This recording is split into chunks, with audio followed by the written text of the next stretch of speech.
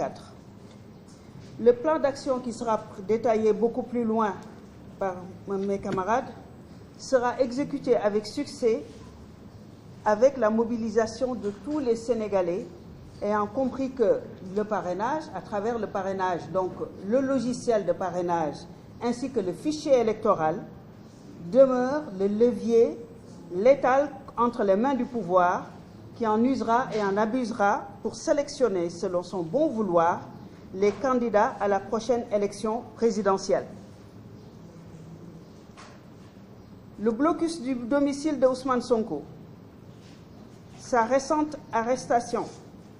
quoiqu'elle commence à être longue, puisque rien que son jeûne dure 22 jours, 27 jours. Donc 27 jours de jeûne, c'est pas court. La dissolution du parti PASTEF, la radiation de son président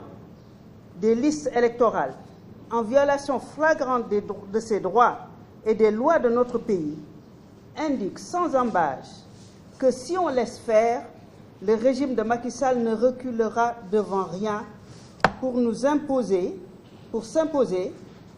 et se maintenir durablement au pouvoir.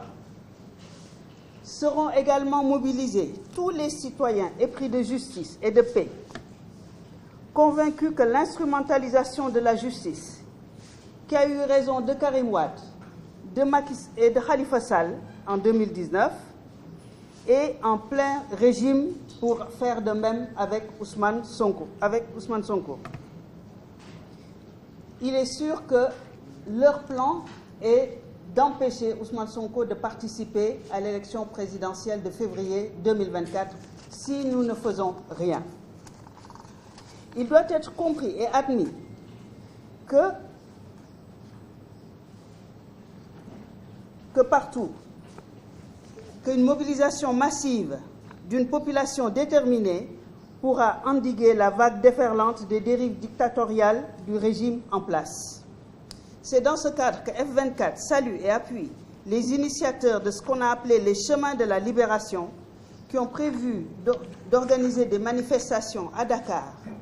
et dans diverses localités du pays ce samedi 26 août, demain donc. Les citoyens sont invités à se mobiliser massivement pour soutenir tous ceux qui réclament, avec le F24, la libération des prisonniers et une élection sincère, inclusive et apaisée en 2024. Pour terminer, une mention spéciale est réservée à la diaspora. C'est important ce que la diaspora est en train de mener, parce que nous sommes enfermés dans un pays où même tenir cette conférence de presse nous vaut quelques quarts de gendarmerie en bas de l'immeuble. Nous sommes à un moment où on va déposer ce qu'on a appelé les chemins de la liberté, vaut à celui qui dépose le document d'être encerclé par des centaines de policiers et gendarmes. On en est là au Sénégal, alors qu'ils se rendent juste pour déposer un papier au ministère de l'Intérieur. Il faut mesurer ce qui a été les plaies béantes qui ont été portées à notre démocratie et en prendre toutes les conséquences pour faire face. Donc quand cette diaspora, qui se trouve être dans des pays où il y a plus de liberté et qui ne rêve que de rentrer au Sénégal, qui ne voudrait plus prendre la mer, qui ne voudrait plus prendre la terre, et qui passe par des manifestations massives qu'on entend de partout, qui portent notre combat à l'international, nous devons saluer le rôle qu'ils jouent actuellement. C'est très important et nous leur rendons hommage pour ce faire. ma ñëw tënk ko ci wolof lii ñu bëgg a mbébét nag mooy fi ñu njëkk a dooree mooy duñu bëgg askan bi xam ne fiñ ci toll nii lu ëpp junni prisonnier doomi Sénégal ak seeni famille yi nekk ci kaso bi sonn nañ du ñëpp am dëkk ci dëkk bi du ñëpp am ku leen taxaw donte ñi ngi def lu ñu mën donte ñi ngi ci jàpp bu baax mi dolli di yokk mbébét bi nga xam ne mooy ñi ngi ñaan nit ñi ci seen yërmande ak ci seen bëgg Sénégal bu baax ñu ñëw dooleel commission sociale bi nga xam ne moom mooy dajale alal ji nga xam ne moom lañ koy jébbale prisonniers yooyu ñu ci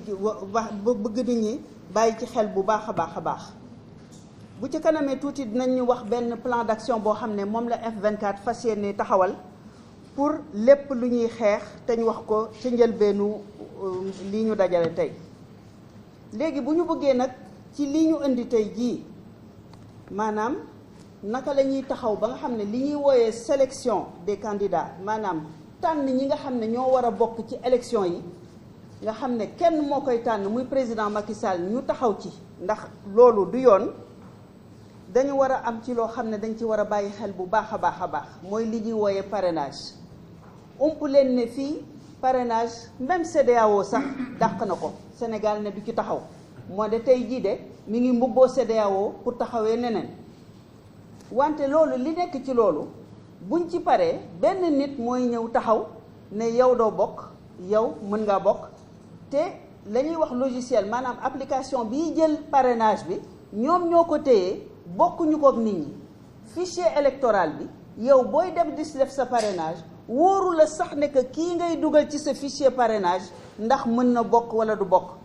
kon ni ñuy bokkee ci élection bi déjà yemuñu ñun buñ cay dem loolu nag dañ koy ñaawlu ba fi ñaawlu mën a yem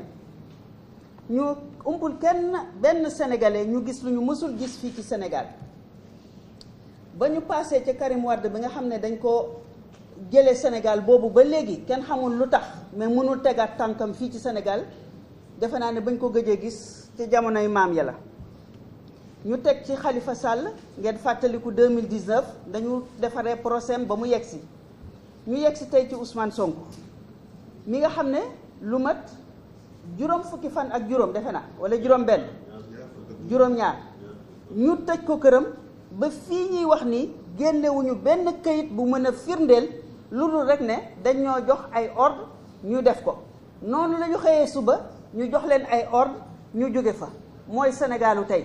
suñuy constitution suñuy administration li ñuy xeex ci démocratie ba yegg si ba fii ñoo am benn président ak équipe am mu sañ a def loolu Karim Wade sañ a def loolu Khalifa Sall def ko Ousmane Sonko di ñu jaay doole guddi ak bëccëg loolu moo fi am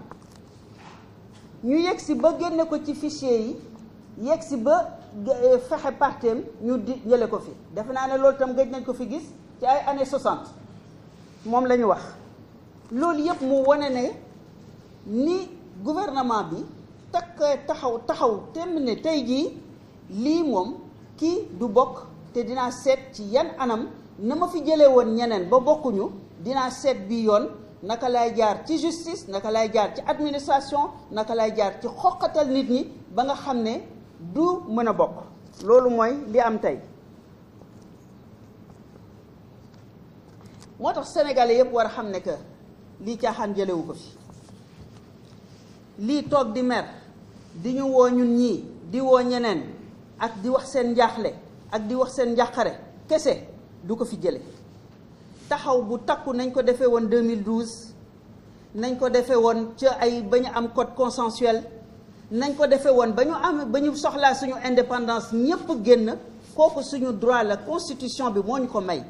fi mu nekk Sénégal fu mu toll nii ci dellu gannaaw ci démocratie képp kuy suivre taskatu xabaar yi gis ngeen liñ ci wax ak liñ ci wone ci jëm gannaaw yéen ci ngeen bokk bu ñu demee bay tëj rajo bu ñu demee bay couper signal bu ñu demee bay benn journaliste taxaw def émission ñu téye ko te lépp ñu won ñu léegi yan la ñuy teg ci seen ndodd ba nga xam ne bu ñu leen fa xasee ba tëj dootuñ ci mën dara du ñu dawal yërmande nit ñi def grève de la faim ñuy dégg ne que am nañu ci seen xol neex ñuy dégg ne que amuñu ci Sénégal gii ñu nekk nii kenn ku ci mën a taxaw waxat président Macky Sall ba mu dégg la ba dem gannaaw kon loolu li ko fiy jëlee askan bi rek moo ko mën askan bi rek moo ko mën du politicien kese du société civile kese du partenaire buy ñëw wax ci Sénégal ñun la parce que képp kuñ ko dénk ba mu defar ko ba mu baax bu paree mooy tonni niw ga ñun ñu toogaat fi ñu nekkoon suñu yëf la du mbirum politique de suñu société bi ñuy dund la suñu liggéey suñu koom-koom suñu faj suñu lépp ci suñu liberté la nekk te suñu loxo la nekk te ñun ñoo ko war a liggéey. nañu bàyyi dénkaane bi, nañu bàyyi lan ngeen def pour lii te naka la ñuy def pour lii ñu jot ñun ñëpp àndandoo pour def ko suñu Sénégal mën a baax. moo tax bu suñu ay xarit suñu ay mbokk nekk ci biir wut yoon boo xam ne dañuy delloo si dañuy dagg buumu jaam Sénégal ñu koy wooyee le chemin de la libération, naka la ñuy daggee buumu jaam, ñu war leen ci jàppal. ñun F24 ñu njëkk gën a taxaw jàppale leen bu baax a baax ci loolu ñuy liggéey. te bi ci njëkk mooy suba samedi 26 août am nañu mobilisation bu ñuy def fépp ci dëkk bi, moo xam Sénégal moo xam diaspora, pour loolu ñu wax ne loolu la ñu gàllankoor suñu démocratie bi, ñu dagg mbuumu jaam bi ba Sénégal dellusiwaat ci jàmm ak salaam ñu jëm kanam. léegi nag dafa am ñoo xam ne wax dëgg yàlla fii ci toll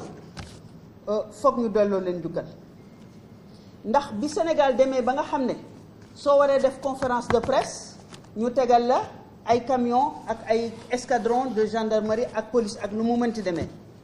bu ñu demee ba nga xam ne soo waree def déclaration yóbbu ko ministère de l'intérieur, xam nga ne loolu topp yoon mënu ko wees. ñu jël ay policiers ay téeméer la ñu wax ñëw di la topp mel ne yow danga fi def loo xam ne dafa garaaw, dafa mën a nërmeel dëkk bi, te xam nañ li mën nërmeel dëkk bi. dégg nañ li nërmeel dëkk bi ne ci fan yi rek dégg nañ ne am na ci ñooñ ñuy topp ñoo xam ne ñi ngi leen di tudd ci ay luubal xaalis ak yu demee noonu. pourtant gisuñu ay téeméeru gendarme ay téeméeru policier wala boog yëguñu ko yu jug ci loolu. wante kuy déposer benn papier ministère de l'intérieur rek ñu ñëw, loolu mooy xoqatal nit ñi, yóbbu fitu nit ñi, te loolu du yoon. boo defee war a def conférence de presse ñi waa suñu mbokk waa Yewwi Askan Wi gis ngeen nañu def seen siège, dugg ba ci biir kër ne seen biir kër doo leen ko fi téye. mu des nag diaspora bi bay ci seen waar ba mu mat sëkk. ils ont mouillé le maillot, muy France muy États-Unis muy Canada muy Rio de Janeiro muy fu nekk. ñi ngi gis li ñuy liggéey, ñi ngi gis seeni mobilisation, ñi ngi gis état yi ñuy jóge yépp, texte yi ñuy wax ak li ñuy liggéey yépp di ko mottali sénégalais yi nga xam ne fii lañ ko waroon xeexee. ndax li tax ñoom ñiy xeex dañu bëgg Sénégal baax, dañu bëgg dellu si ci dëkk bi, dañu bëgg bu ñuy ñëw aéroport kenn du leen arrêté parce que dañu taxaw def benn poste. dañu bëgg bu ñu àndee seen projet kenn duñu ger kenn, xaalis bi yépp day dugg ci projet bi. dañu bëgg bu ñu ñëwee fii seen xel dal, ku ci am feebar nga faju. dañu bëgg ñibbi si Sénégal. moo tax ñu taxaw li ñu gàllankooree pour ñu xeex fii, ñoom ñu taxaw ci ba mu mat sëkk. ñu leen di wax gàcce ngaalaama, di leen jaajëfal, di leen wax ne amuñu seen payoor ci loolu. léegi nag li ci des daal mooy li ma doon wax sànq, yëf bi ci suñu loxo la. bu Sénégal baaxee ñun ñëpp a ko bokk. bu Sénégal bonee